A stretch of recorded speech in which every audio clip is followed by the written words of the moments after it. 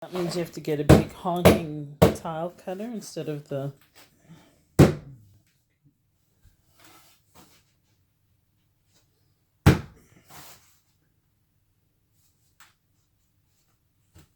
don't know where I'd get one. Like I was at that tile store, they had one there, a big one, but it's like to buy it, it's $1,400. It's ridiculous. Buying $1,400 tiles.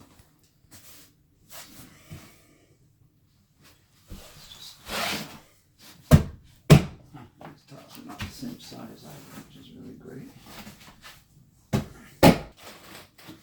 So you were thinking of also getting a marble strip, you're saying? Well, that marble I bought is sort of meant for accents with this tile. Oh. What color is it? It's the same color. It's gray.